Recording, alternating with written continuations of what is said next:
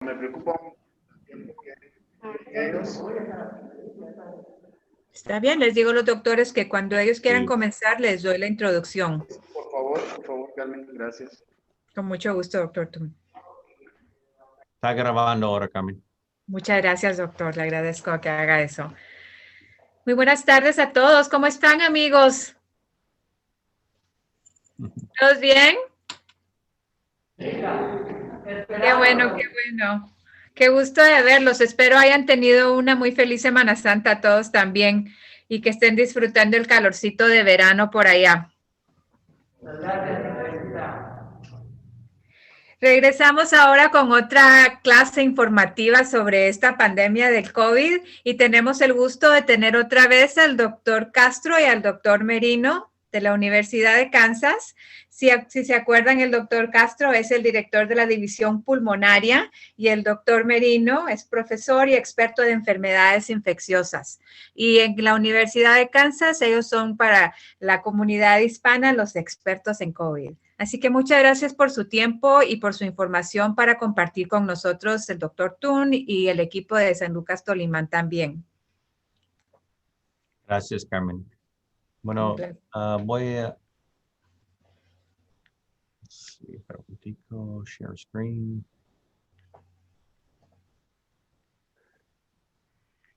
Bueno, mucho gusto a todos allá en San Lucas Tolimán. Es un gusto hablar con ustedes otra vez y tengo un experto junto conmigo para todas las preguntas difíciles, Fernando. Y entre los dos vamos en esta presentación breve para hablar de las vacunas y qué hemos nosotros aprendido de las vacunas. Nosotros tenemos bastante experiencia aquí haciendo estudios sobre las vacunas. Hemos entrado aquí más de 500 personas en un estudio con AstraZeneca, con la vacuna que ustedes tienen ahí. No tenemos mucho información sobre estas vacunas que hemos usado aquí en los Estados Unidos y además que van a usar ustedes allá. Este es el email de cada de nosotros, mcastro@kumc.edu y de Fernando F. Merino kumc.edu. Si tienen alguna pregunta que no contestamos hoy, tíranos una pregunta. Estamos disponibles a ustedes. Muchas gracias. Gracias. Bueno, aquí son los datos últimos de los casos de coronavirus 19 en el mundo y que hemos visto que en los casos nuevos bajó a un nivel entre febrero y marzo que no hemos visto desde el verano pasado, pero en este último mes ha aumentado los casos un 20%. Y esto es una cosa que pensamos que los países cuando están abriendo los negocios, están abriendo para diferentes eventos, hemos visto este uptick en los casos. Además de los casos, hemos visto un uptick en la mortalidad también, un 11% también. Nosotros estamos tratando de usar este dato para empujar o aguantar a nuestros gobiernos para que no abran tan rápido, que dejen un tiempo para que llegamos a un punto con las vacunas que podemos abrir más. Yo creo que es un tema muy importante hablar de los casos en Guatemala. Estos son los últimos datos de Guatemala, enseñando que en Guatemala ha sido casi 200,000 casos que han estado notados. Y ves que por comparado a todo el mundo no es un lugar de los más altos, pero sí siempre hay bastante. Y también cuando vemos de la mortalidad a casi 7,000 personas que han muerto de COVID en Guatemala. Y también está comparado a todo el mundo, no es lo más alto, tampoco no es más pequeño, pero entre los dos que vamos en Guatemala. Bueno, el virus de coronavirus 19. Fernando, ¿quiere hablar un poco de este tema? Sí, esta es una fotografía muy conocida ya del virus, con una compleja estructura viral, donde lo que quiero destacar es la proteína S, la que tienen arriba, lo que se llama en inglés spike glycoprotein, o simplemente la proteína del pico o de la espícula, como quieran. Se llama generalmente proteína S, y es lo más importante que vamos a hablar en el desarrollo de la vacuna, como vamos a explicar. Siguiente.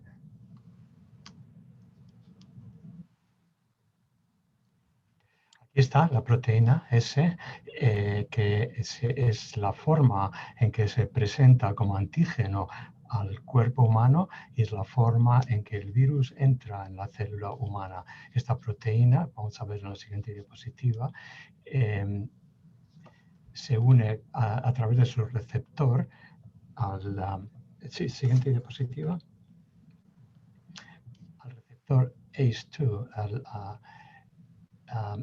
en el cuerpo, en la célula humana, la proteína del pico se une a ese receptor y así es como penetra en la célula humana y produce la infección que luego se multiplica.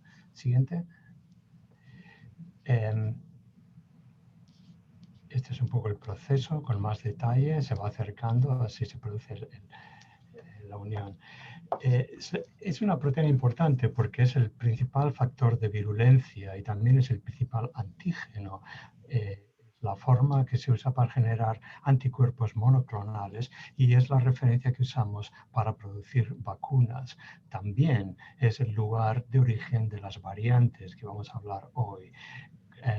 Por lo tanto, es el foco de atención por muchos sentidos. Vamos a explicar con más detalle cómo se fabrica la vacuna a partir de esta proteína S. La proteína S tiene lo que se llama el dominio para el receptor de la unión al receptor, el receptor binding domain, que es el que se une al receptor del ACE2. Vamos a hacer, las preguntas que nos han mandado son todas muy buenas y hemos preparado la selección de diapositivas un poco enfocados a su interés.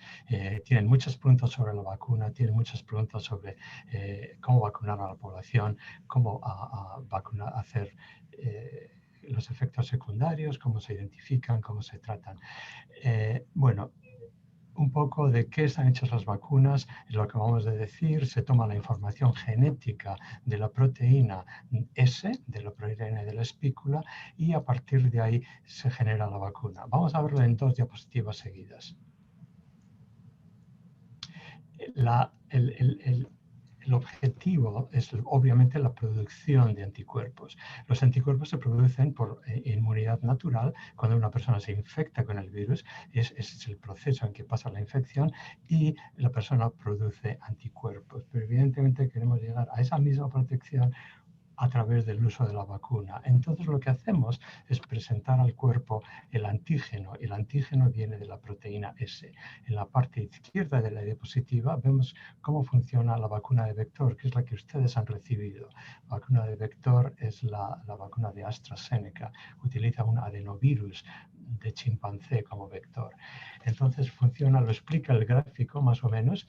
El gen de la proteína S se pone en el adenovirus que no tiene actividad infecciosa ya porque se ha desactivado, y ese adenovirus se utiliza como si fuera un medio de transporte solo.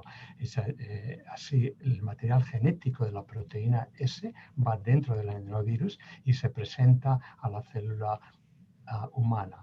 Penetra en el citoplasma, y esto es importante recalcarlo, que la información genética de la proteína nunca va a entrar en el núcleo de la célula humana, por lo tanto nunca habrá problema con la información genética del ADN humano.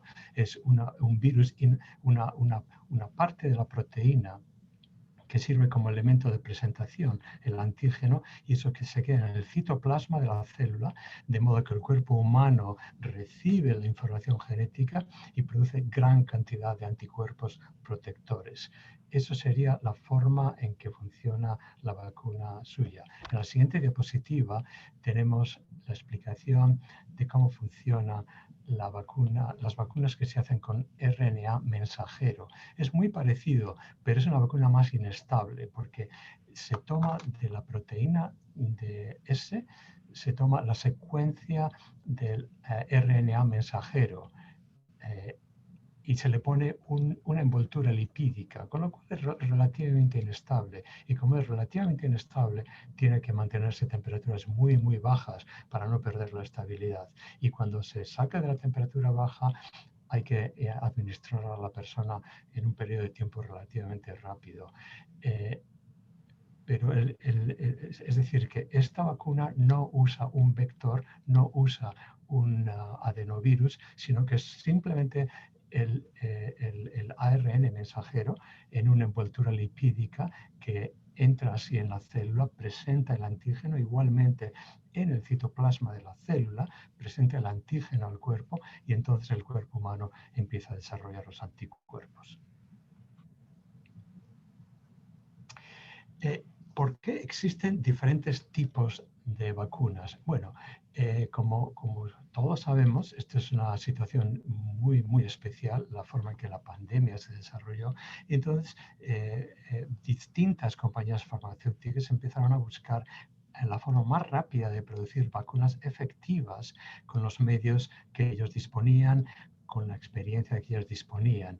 Y de alguna manera se desarrollaron dos líneas fundamentales de investigación. Hay algo más, pero es bueno separarlo en dos. Las vacunas que tienen vector, como la de AstraZeneca, y las vacunas que se basan en el ARN mensajero, como la vacuna de Moderna o de Pfizer. Vamos a ver esto explicado en tablas muy claras. Ustedes quieren saber cuál es el porcentaje de protección que una vacuna debe tener para ser autorizada. Que una vacuna, vamos a decir que una vacuna para el COVID, porque aquí la respuesta a esta pregunta varía según las vacunas, según el tipo de enfermedad y según las implicaciones de salud. En este caso hay que tener en cuenta la severidad de la enfermedad, la contagiosidad del virus y la necesidad de tener una vacuna. No es lo mismo considerar un 50% como una buena respuesta para una enfermedad que para otra, si tienen distinta tasa de mortalidad, distinta tasa de contagiosidad, etc. En este caso, y para estas vacunas, el FDA americano decidió el verano pasado que 50% era un buen porcentaje.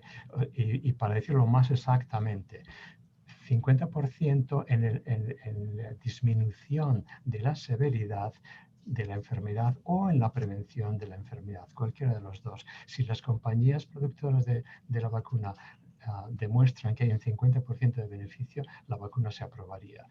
Nos encontramos con noticias mucho mejores de 50%, como saben ustedes, y eso fue muy bueno y por eso se están produciendo y se están distribuyendo las que se han producido. Como dato comparativo, por ejemplo, lo que siempre se habla históricamente, una vacuna casi perfecta, la vacuna del sarampión, 97% de efectividad, pues las vacunas del COVID están muy, muy cerca de esto, si no en lo mismo, en el mismo rango de efectividad, cercano al 100%. Ese es el progreso de las vacunas.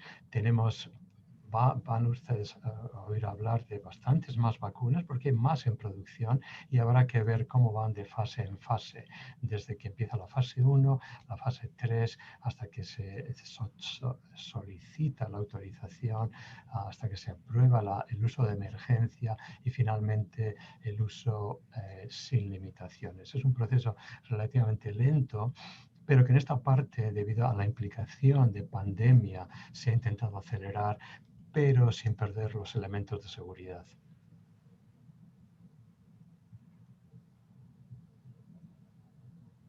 Así tenemos, hemos seleccionado varias tablas, pues son muy informativas, son fáciles de entender y muy fáciles de recordar. Aquí tenemos comparación de 3 vacunas, la de Pfizer, la de Moderna y la de Johnson & Johnson, también llamada Janssen. Estas vacunas todas tienen una eficacia muy buena, 95%, 94%. La de Janssen, que parece que tiene una eficacia total un poco menor, en realidad es muy importante recalcar que también tiene una eficacia muy buena previniendo hospitalización y previniendo muertes.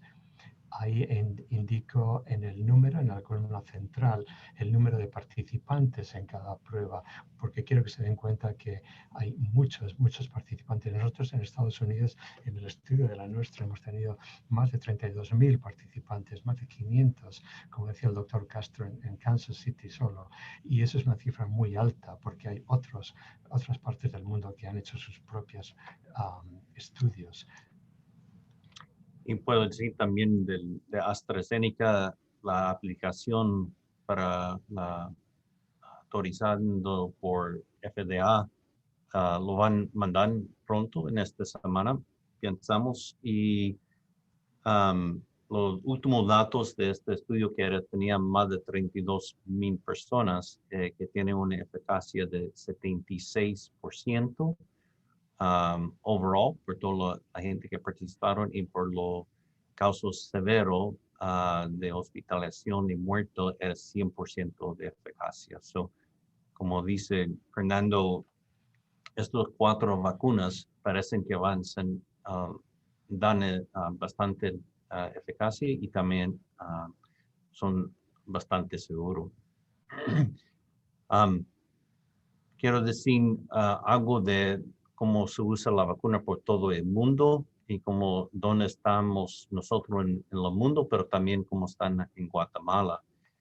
Aquí a la derecha se ve por todo el mundo casi 700 millones de personas han recibido la vacuna. Y vemos si el porcentaje de población aquí del mundo, 8 personas por cada 100 personas ha recibido la vacuna. Y ves la comparación de Guatemala, solamente 0.7 personas por 100 personas han recibido la vacuna. Por porcentaje de la población es bastante pequeña, 0.6% de la población ha recibido una dosis de la vacuna. Y quiero enseñarte otro modo que se puede ver en todos los países del mundo cómo ha recibido la vacuna. Ves aquí Israel, que han sido uno de los más agresivos en dando la vacuna, que han recibido casi 60% de la población una dosis de la vacuna, y más de mitad ha recibido 2 dosis de la vacuna. So, estos países son adelantados, entonces ves aquí los Estados Unidos, en casi un tercio de población, 31% ha recibido una dosis de la vacuna y solamente 18 ha recibido 2 dosis. En comparación, en Guatemala es casi uno de los últimos aquí, se ve 0.6% del porcentaje. Fernando. Sí, en tablas explicativas hay mucha información, aquí no tenemos que resaltarlo todo, pero vamos a dejar un poco de lado, no vamos a discutir la vacuna por virus inactivado, pero aquí en las 3 columnas de la derecha ven la comparación entre la vacuna de AstraZeneca, la de Pfizer y la de Moderna, con porcentajes de eficacia muy elevados, con efectos secundarios muy limitados para quién está indicada. Ahora, de momento, los estudios se han concentrado en personas, en adultos, y vamos a hablar de los niños más adelante. Las mujeres embarazadas se considera que no tienen ningún riesgo y se les está dando vacunas también. y quienes no deben recibir la vacuna, esencialmente personas que tienen una reacción muy severa, reacción anafiláctica o parecido a los compuestos de la vacuna, que los detallaremos en un minuto también. Estas son las otras vacunas. Aquí está la de Janssen, Johnson & Johnson en la columna de la izquierda. Ustedes hablaban que van a recibir la vacuna rusa de Sputnik. Pues ahí está. No tenemos mucha información, la verdad.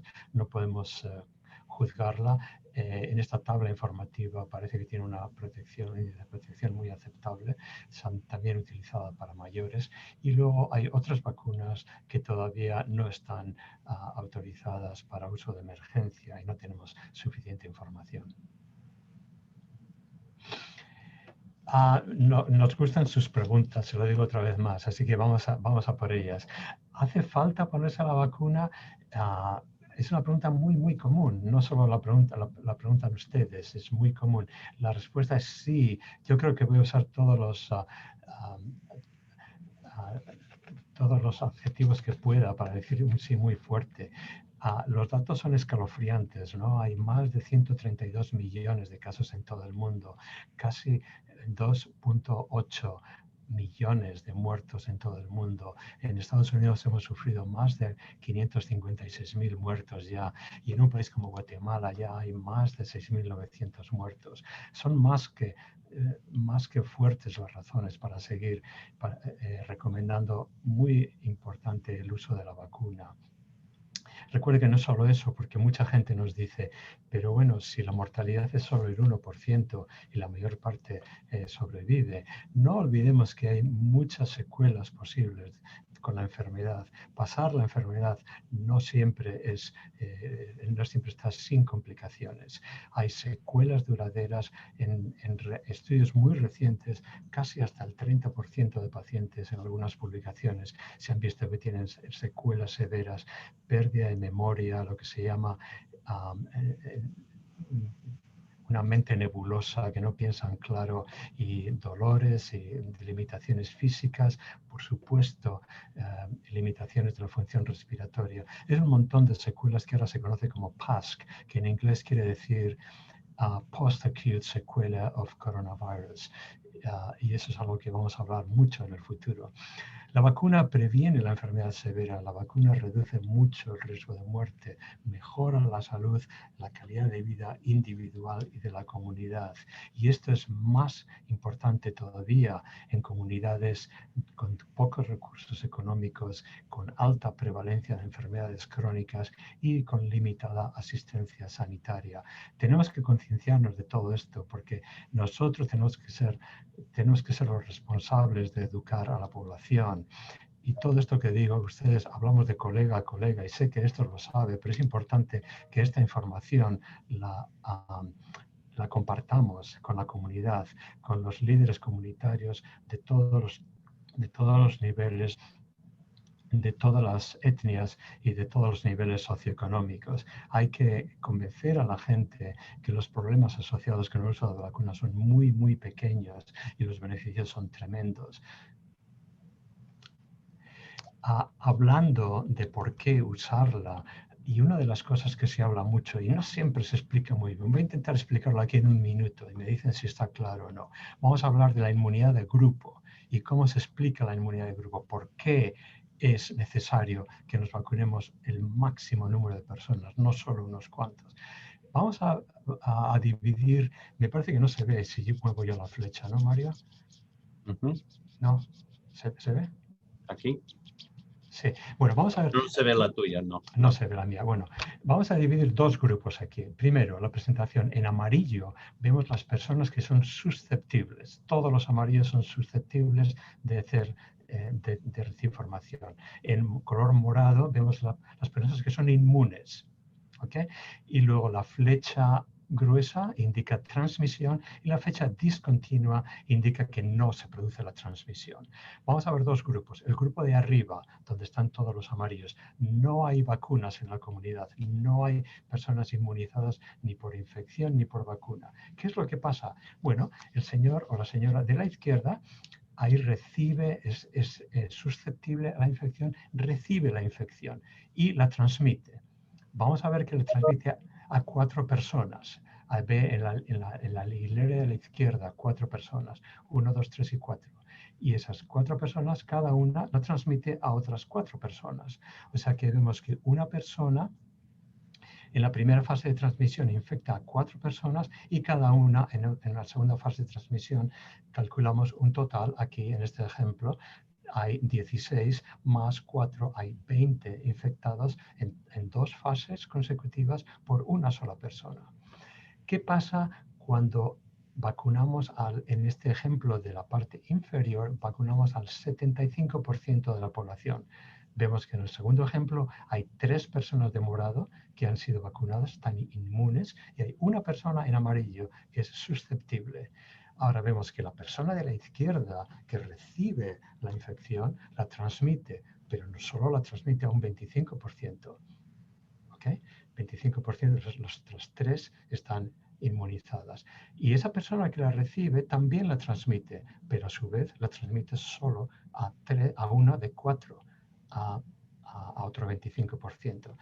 O sea que si ve la comparación en el ejemplo inferior, tenemos 2 personas que han sido infectadas en 2 fases sucesivas, comparado con 20 en el ejemplo en que no hay vacuna. ¿A dónde voy?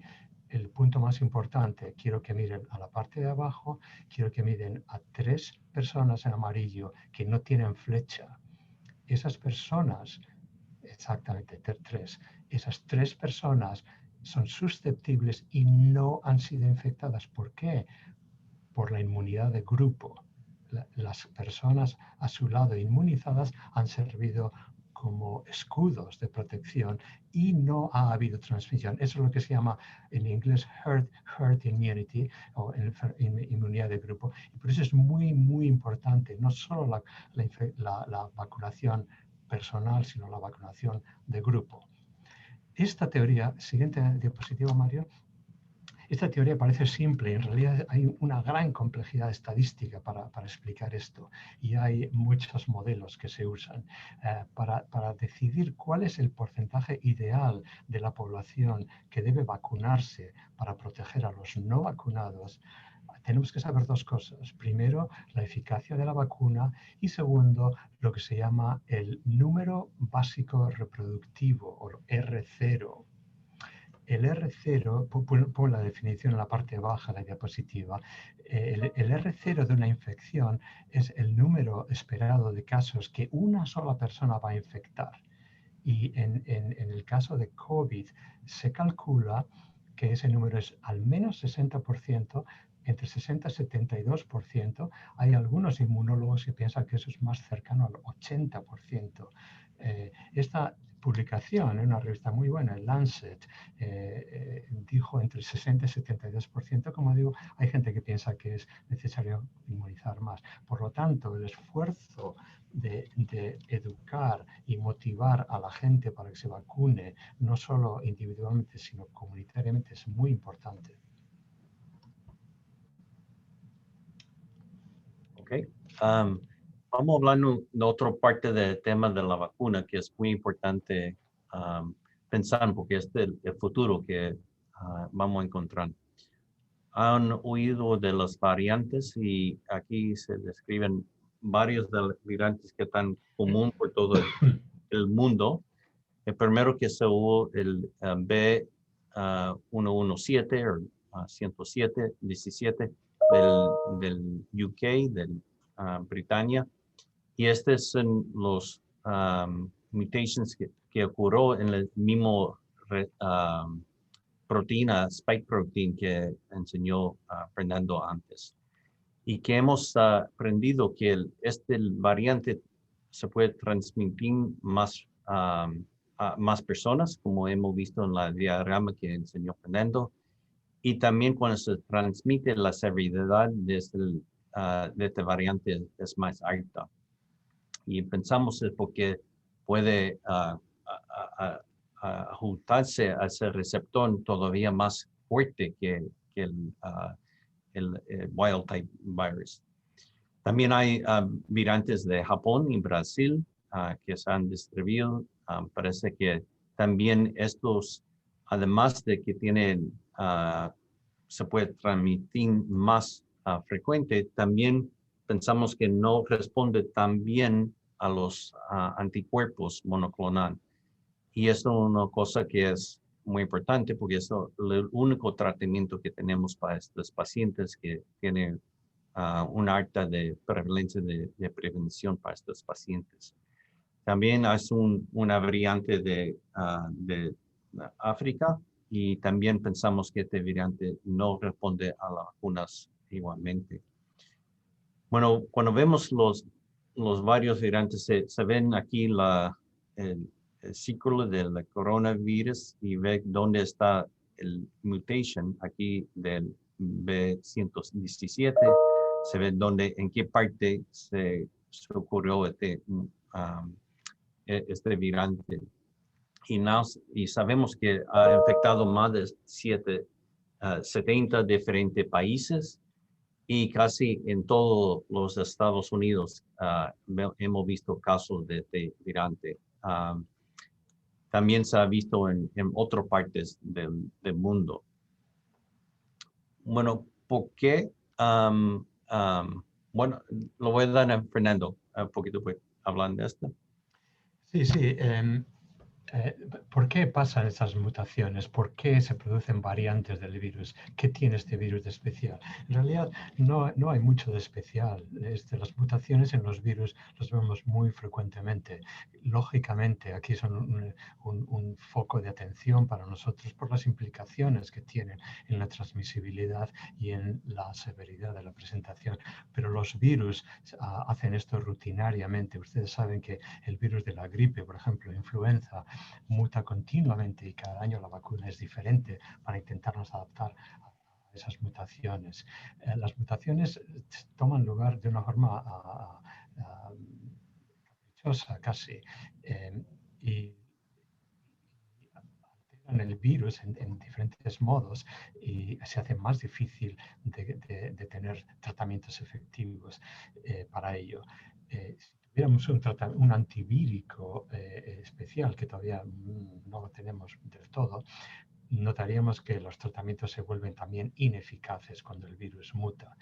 Así que vemos la severidad de la infección, la protección y la transmisibilidad. Todo se afecta por las variantes. Bueno, este virante ya hablamos sobre de South Africa. Y entonces, quiero compartir con ustedes este artículo que salió hace como 2 semanas aquí en la Asociación Médica de los Estados Unidos. Y es un estudio bastante pequeño de un grupo de pacientes en este primer diagrama infectado, solamente 20. Estos son pacientes ya recuperados, 20, y estos pacientes se han vacunado. Y lo que vemos que aquí es los virantes que vimos en el otro diapositivo.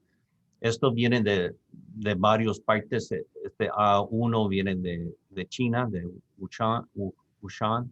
Wuhan. Este viene del Atlanta y este es el virante que de Britania.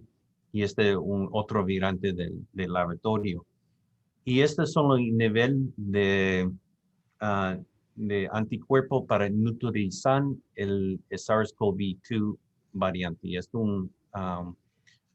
que mata como 50% del virus.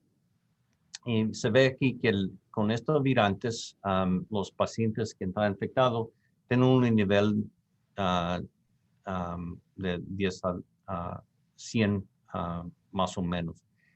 Vemos que los pacientes que han recuperado de la infección tienen más o menos el mismo nivel, aquí como 100 para neutralizar el virus.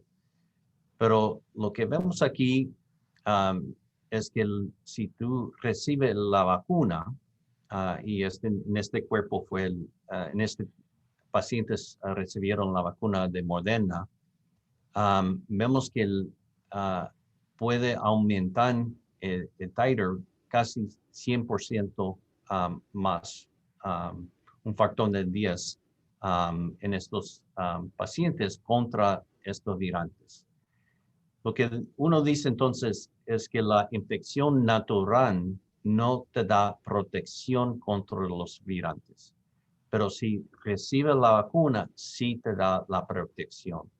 Y esto es una cosa muy importante porque yo he oído de muchos pacientes que no quieren, yo voy a recibir la infección, no me importa, no quiero la vacuna. Bueno, aquí es un ejemplo que se ve que eso no te da la protección que uno necesita con los variantes. Fernando. Sí, efectos secundarios. Esto sí que es importante para educar a la población y eliminar miedos innecesarios. Vamos a hablar un poco de los efectos secundarios. Hablamos de los que son más comunes y de los que son más raros. Comunes, como casi todas las vacunas, tenemos fiebre, escalofríos, erupciones en la piel, dolores, náusea, dolor de cabeza, un leve mareo quizá. También, lógicamente, efectos secundarios locales en el sitio, en el lugar de la inyección, enrojecimiento, hinchazón o picazón. Y luego tenemos los menos comunes, los raros, son los severos, afortunadamente son muy raros, reacciones alérgicas que pueden ser moderadas o severas, desde una urticaria simple hasta una dificultad respiratoria o una reacción anafiláctica que es realmente muy, muy rara, pero algunas lógicamente se describen como se describen con casi todas las vacunas. Esto no lo he traducido, recientemente publicado en el New England Journal.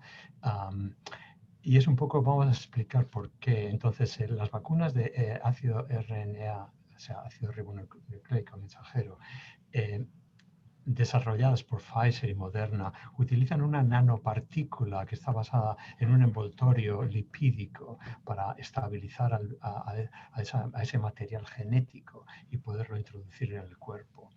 Eso se estabiliza más con lo que se llama polietilenglicol, que es un conjugado lipídico que produce propiedades hidrofílicas y prolonga un poco la vida. La tecnología de estas vacunas no es nueva, pero ahora mismo son las primeras vacunas que han sido exitosas en cuanto a sacar la vacuna al mercado con la posibilidad de usarla. Por lo tanto, no hay una gran experiencia en cuanto a efectos secundarios que se pueda comparar con otras vacunas. Hablaremos otra vez de esos excipientes en un momento. Volvemos a sus preguntas. ¿Todas las vacunas tienen efectos secundarios? Pues la verdad es que podemos decir que sí, porque efectos secundarios leves son muy comunes. ¿Quién no tiene un poco de dolor en el brazo cuando recibe la vacuna del flu o cuando recibe cualquier vacuna? Un poco de hinchazón, un poco de dolor de cabeza. Yo creo que esos son casi universales, son efectos secundarios, no es necesario ni mencionarlas. Ustedes nos preguntan, ¿cuándo sabemos que los síntomas son leves, moderados o severos? Bueno, eso es una evaluación que hay que hacer como en cualquier evaluación, ¿no? Hay que ver, podemos considerar leves cuando una persona tiene solo una febrícula o un picazón o un poco de dolor en la zona de inyección. Son moderados si ya tiene fiebre más alta, escalofríos, malestar general y, por supuesto, las reacciones que son muy raras son las que están más alertas. La mayoría de las reacciones, la gran mayoría de las reacciones severas se producen en los primeros minutos. Por eso recomendamos mantener a la persona 15 minutos en observación en la zona donde se recibe la vacuna, donde hay personal sanitario, y si hay una emergencia se puede tomar cuidado de ella inmediatamente. Por lo tanto, eso nos da tranquilidad. De acuerdo a los síntomas, el médico decidirá tratamiento. Es probable que la segunda dosis, eso es bueno decírselo a los pacientes, a las personas que reciben la vacuna, la segunda dosis es probable que cause un poco más de severidad de efectos secundarios porque el cuerpo reacciona más fuerte. Hay que recordar a todos los pacientes que de alguna forma es bueno tener reacciones porque eso quiere decir que el sistema inmune está trabajando muy bien. Y con la segunda dosis hay veces que trabaja mucho mejor y eso se hace notar. O sea que no hay que asustarse por ese efecto secundario. En general, podemos decir que los efectos se esperan que sean leves y que no duren más de 48 horas. En cuanto al tratamiento, recomendamos no dar tratamiento preventivo. No digan a las personas que vacunan, no les digan, tómense un paracetamol o un ibuprofeno por si acaso. No, no, no. Es mejor decir, espere, si no tiene nada, no tome nada. Si tiene algo muy leve, no tome nada. Y si tiene algo moderado, puede tomar lo que prefiera, paracetamol o ibuprofeno. Será muy efectivo. No disminuirá la eficacia de la vacuna y el efecto así será todavía más rápido.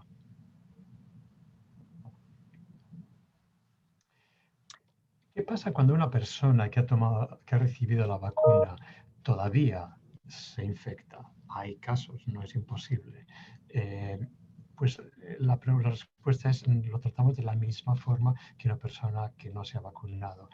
Lo que vamos a esperar, mirando todos los datos que recibimos de todos los estudios de las vacunas, es que la presentación clínica de los casos en personas vacunadas sean mucho menos severos y la mayoría de pacientes no necesiten hospitalización, no necesiten admisión en cuidados intensivos, no necesiten incluso el uso de oxígeno suplementario. Pero cada caso es individual y hay que verlo. Utilizamos los mismos criterios de tratamiento, porque si una persona recibe la infección, incluso después de haberse vacunado, hay que tener nuestra alerta alta y hacer lo que pensamos que es más correcto. ¿Puede la vacuna matar a una persona? Nos gusta decir que nunca decimos nunca en medicina, ¿verdad? Nunca decimos nunca, pero casi, casi. Realmente es muy raro que una vacuna mate a una persona y tiene que ser una reacción alérgica tremenda, tiene que ser una reacción anafiláctica incontrolable y eso, la verdad, que pase después de haber perdido contacto con la población sanitaria donde se puede tratar bien, pues la verdad es que sería muy, muy raro que una persona muriera por la vacuna. Siguiente pregunta. Una persona con enfermedad pulmonar crónica debería vacunarse. Esta es una pregunta para Mario. Sí, sí. Y te lo digo así. Pero una persona que tiene la enfermedad pulmonar severa no tiene ningún reserve, ¿verdad? Y estos pacientes deben vacunarse porque si cogen la infección, la van a afectar en los pulmones todavía más severo. Entonces, aquí sería un poco la sistemática. Ya hacemos todo de una forma muy sistemática y eso es muy bueno para las personas que reciben la vacuna. Vamos a reconocer la reacción, explicamos cómo funciona la vacuna, cuáles son los pasos en que puede haber problemas. En la parte superior del gráfico, en la derecha, una vez más recordamos que la vacuna entra en el citoplasma de la célula, nunca alterará el material genético de la persona y bueno, si hay alguna reacción, la estudiamos de cerca, vemos cómo ha pasado, si hay fiebre, no hay fiebre, si necesitamos hacer un dato de laboratorio adicional para evaluar a la persona o no, y si la persona necesita tratamiento, admisión hospitalaria, etc. Esta tabla es útil. Repite información que hemos dado, pero otra vez presentamos todas las vacunas, pero quiero que se fijen en la parte derecha, en la columna derecha de la tabla. Ahí están listados los excipientes de la vacuna, que son los que pueden causar reacciones alérgicas, y eso es lo que deben preguntar a su paciente, a la persona que se va a vacunar.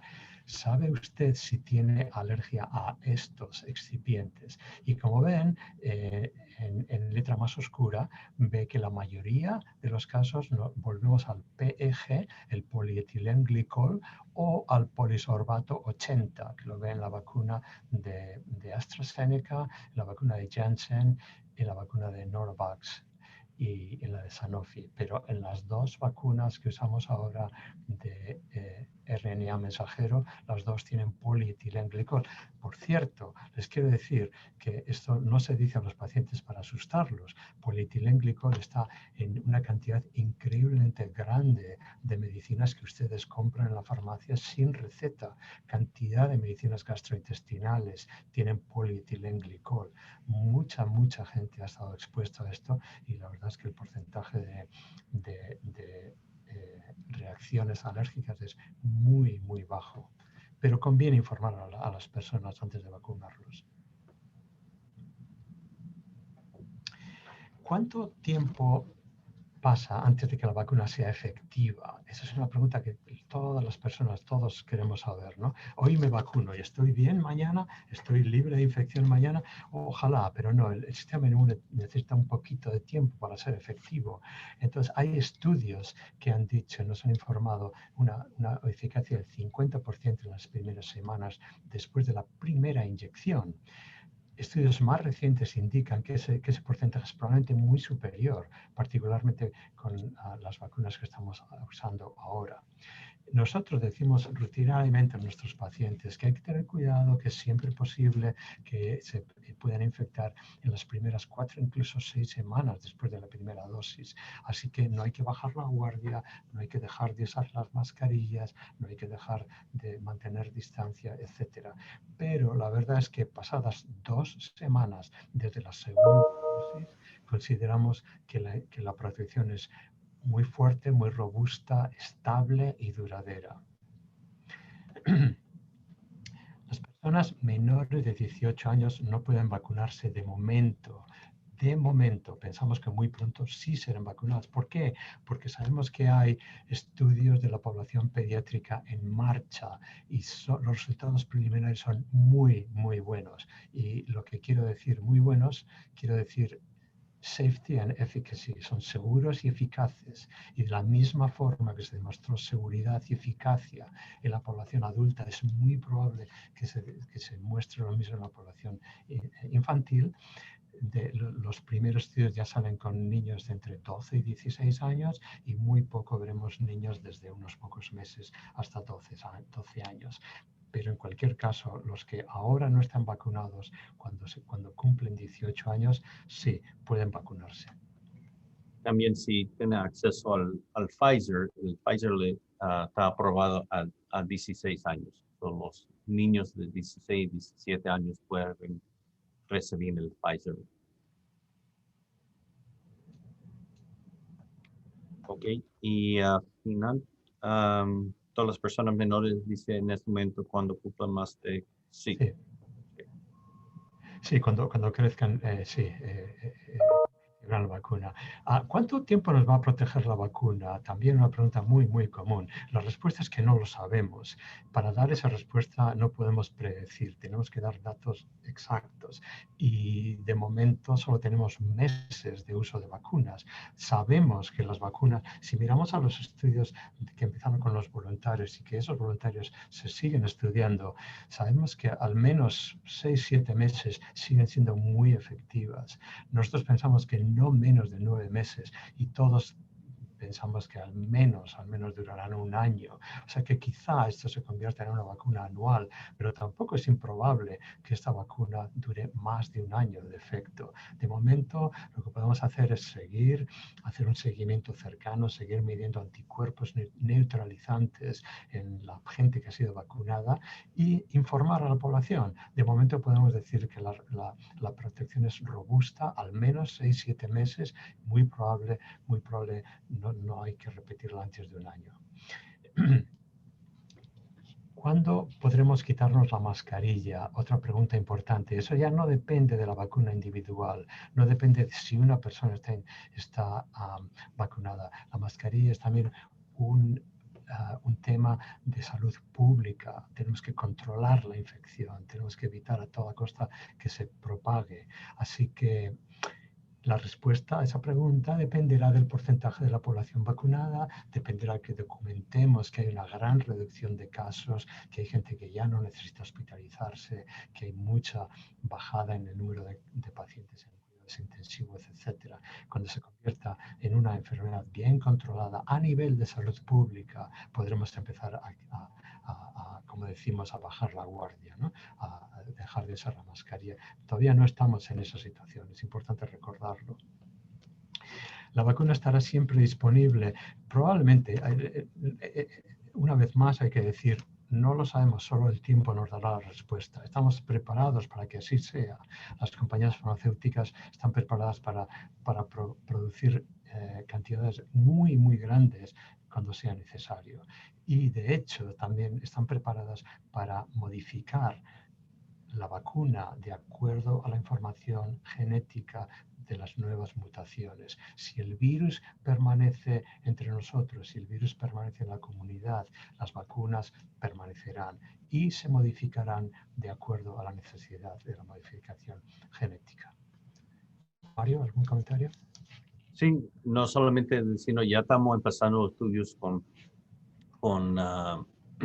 Pfizer, una modificación de la vacuna de Pfizer, porque ya están pensando que estas variantes están aquí y tenemos que preparar los datos para saber si usamos una variante de la vacuna contra este variante, si eso va a trabajar o no. ¿Puedo pasar en esto? Sí. Sí, esto es un poco, lo podemos decir como resumen final. Son preguntas que han sido publicadas en el New England Journal. Verán que son muy útiles, pero la verdad es que son muchas que ustedes nos han hecho y hemos ido contestando durante esta hora. Pero también esto es importante tenerlo para distribuir a la población y educar a sus colegas también. Sí. Y es importante también, yo he oído aquí en Kansas City, en grupos hispanos que han preguntado si la vacuna va a causar la infección. Y es importante que decir que no. La vacuna no tiene la capacidad de darte una infección, solamente un pedacito de la materia genética del virus y no te puede dar la infección. Bueno, queremos terminar y dar un poco de tiempo. Es muy importante que sabemos que en nuestras comunidades han estado afectados con COVID-19, con una larga experiencia de las inequidades sociales y estructurales que impactan negativamente en la salud y en el bienestar de nuestra población. Y en nuestro grupo tenemos que hacer un esfuerzo para garantizar que podemos mejorar nuestra población. Tenemos que darle información, ¿verdad? Hay mucha información mal en el internet y otros modos de social y muchas veces es una cosa que tenemos que nosotros como médicos convertir esa mal información.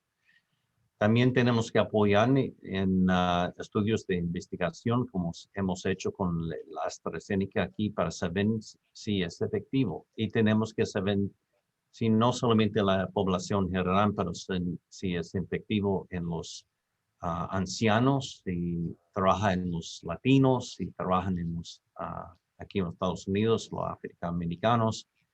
Es importante estudiar en todas estas poblaciones. También tenemos que tener una relación con nuestros pacientes y hablar sobre la vacuna. Esta mañana cuando vi pacientes en la clínica, cada uno yo le pregunté, ¿ha cogido la vacuna contra COVID? Porque si no, tenemos que tener una conversación, porque muchos de los pacientes que no han cogido la vacuna es porque tienen miedo. Tienen vaccine hesitancy, como se dice aquí, una hesitancia. Y tenemos que hablar con uno que le conocen. La mayoría de veces es el médico que están cuidando a sus pacientes. Y es muy importante tener esa conversación con estos pacientes. Y también tenemos que tener la confianza en esta información que hemos compartido con ustedes. le vamos a mandar a Carmen estos diapositivos para que ustedes lo tienen ahí para hablar con otros en la comunidad y con ustedes pacientes. So, muchísimas gracias en parte de la Universidad de Kansas aquí en los Estados Unidos. Un gran placer compartir con ustedes esta charla. Gracias. Muchas gracias a ustedes dos también, doctor Merino y doctor Castro. Doctor Thun, también agradecidos por darnos el tiempo, entrar a su casa allá con todos los compañeros. Esperamos que la información les haya servido y quedamos a las órdenes. Gracias, Carmen, muy amable. Gracias, doctor, muy amable. Muchas gracias. Nos vemos. Gracias. Bye, bye. Feliz tarde. Gracias. Doctores, muchas gracias por su tiempo. Gracias. Gracias.